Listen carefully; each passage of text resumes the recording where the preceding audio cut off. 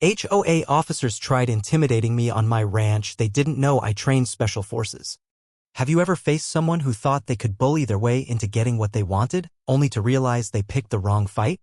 Out in the wide-open plains of West Texas, my family's ranch sprawled across acres of hard-earned land, a legacy carved from sweat and resilience over generations. I'm Jake, a retired Special Forces operative who traded combat boots for cowboy boots, content to tend cattle and live quietly with my wife, Sarah, and our 2 kids. The nearest town was a sleepy dot on the map, but recently a shiny new gated community had sprouted just beyond our property line, complete with manicured lawns and a homeowners association that seemed to think their rules applied to everyone including us. It started with a letter. A crisp, official-looking notice from the HOA demanded we repaint our barn because its weathered red clashed with their aesthetic guidelines. I chuckled, tossing it in the trash. Our ranch wasn't part of their jurisdiction, and I wasn't about to let some clipboard-wielding busybodies dictate how I maintained my home. But the letters kept coming, each one sterner, threatening fines and legal action. Sarah, ever the peacemaker, suggested I talk to them to avoid trouble. I figured I'd humor her, but I wasn't prepared for what came next. One blazing afternoon, a black SUV rolled up our dusty driveway, kicking up gravel as it parked. Out stepped Karen, the HOA president, in a bright pink blazer, her hair a helmet of hairspray, flanked by 2 men in polo shirts emblazoned with HOA security. They looked like they'd never set foot on a ranch, their boots too clean and their sunglasses too flashy. Karen clutched a clipboard like a weapon. Her lips pursed as she scanned our property with disdain. "Mr. Thompson," she began, voice dripping with condescension, "your property is an eyesore. That barn violates our community standards and we're here to enforce compliance." I leaned against the porch railing, arms crossed, and let her talk. She went on about property values, community pride, and how our rustic lifestyle was dragging down their perfect little enclave. The security guys puffed out their chests, trying to look intimidating, but I could tell they were more used to writing parking tickets than handling conflict. I kept my tone calm. "Ma'am, this ranch isn't part of your HOA. You've got no authority here. I suggest you take your clipboard and head back." Her eyes narrowed and she stepped closer, pointing a manicured finger at me. "You don't get to dictate terms, Mr. Thompson. We'll escalate this, liens, lawsuits, whatever it takes. You'll comply or you'll regret it." One of the security guys cracked his knuckles, clearly thinking it made him look tough. I almost laughed. Almost. That's when the twist came. As Karen ranted, my old friend Marcus pulled up in his pickup truck. Marcus, a former Green Beret who'd served with me overseas, had been staying at the ranch while he figured out his next move after retiring. He stepped out, all 6'4" of him, his weathered face unreadable as he took in the scene. Karen didn't notice him at first, but her security goons did, their bravado faltering as Marcus's shadow loomed. He didn't say a word, just stood there, arms relaxed but eyes sharp, the kind of calm that screams danger to anyone with a lick of sense. I decided to push back. "Karen, let's be clear. You're trespassing. You've got 10 seconds to get off my land before I call the sheriff or handle this myself." Her face flushed red, but she didn't back down. "You think you can scare us? We represent the community. You're just a stubborn old cowboy who doesn't know his place." That's when she made her mistake. She gestured to her security guys, and one of them, let's call him Polo Guy, stepped toward me, hand on a baton clipped to his belt like he was about to play cop. Before I could react, Marcus moved. In one fluid motion, he was between me and Polo Guy, his hand clamping down on the man's wrist like a vice. "Bad move," Marcus said, voice low and steady.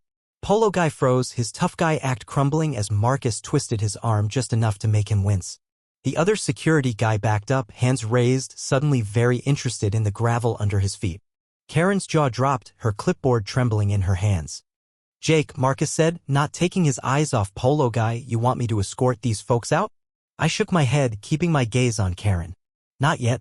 Let's see if they're smart enough to leave on their own." Karen sputtered, trying to regain control. "This is outrageous. You can't threaten us. We'll have the police out here." I smiled, pulling out my phone. "Go ahead. Sheriff Daniels is an old friend. He'll tell you the same thing. You're on private property and you're harassing me." That's when the confrontation hit its peak. Karen, refusing to lose face, doubled down. "You think you're untouchable because you're some rancher? We'll ruin you. We'll file complaints, drag you through court, make your life hell." Her voice was shrill now, her composure unraveling. I stepped off the porch, closing the distance between us, and let a bit of my old Special Forces edge slip into my tone. Lady, I've faced worse than you in places you wouldn't last 5 minutes. You want a war? You won't win it.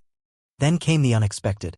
From the house, Sarah emerged, holding a tray of iced tea and a plate of cookies. Her smile was pure sunshine, but her eyes had that steel I'd fallen in love with. Gentlemen, Karen, she said sweetly, why don't we all calm down and have a drink?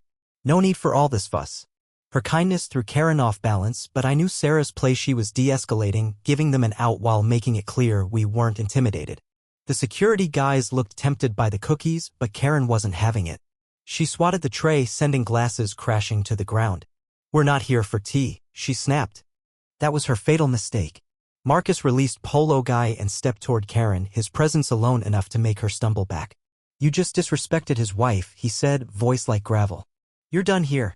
Before Karen could respond, a siren wailed in the distance.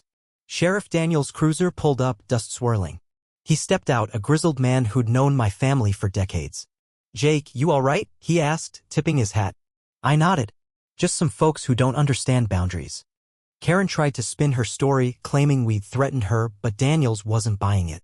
He'd seen the HOA's antics before, complaints about our livestock, our fences, even the dust from our tractors. Ma'am, he said, this land's been Thompson property for a century. You've got no claim here. I suggest you leave before I cite you for trespassing. He glanced at the broken glass on the ground, his expression darkening. And vandalism. Karen's empire crumbled right there.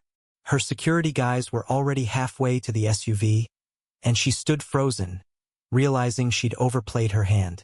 Marcus picked up a cookie from the ground, dusted it off, and took a bite. Good cookies, Sarah, he said with a grin. Karen stormed off, muttering about lawsuits, but her bluster was gone. The SUV peeled out, leaving a cloud of dust and a defeated HOA president in its wake. The aftermath was sweeter than Sarah's iced tea. Word spread through the community about Karen's humiliation, and the HOA's grip weakened. At their next meeting, residents, fed up with her tyranny, voted her out as president. The new board sent us an apology, promising to respect our boundaries. I didn't hold my breath, but for now, peace returned to our ranch. Sarah planted wildflowers near the barn, a quiet rebellion against their aesthetic guidelines, and Marcus stuck around, teaching my kids how to track wildlife, a skill he swore was more useful than any HOA rulebook. Looking back, it wasn't just about winning a fight.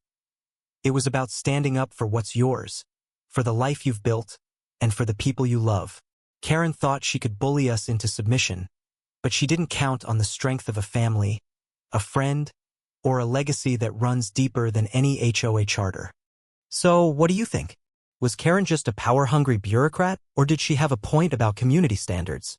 Should folks like her have the power to push their rules on others, or is it time to rethink how much control HOAs have? Share your thoughts. I am curious to hear where you stand.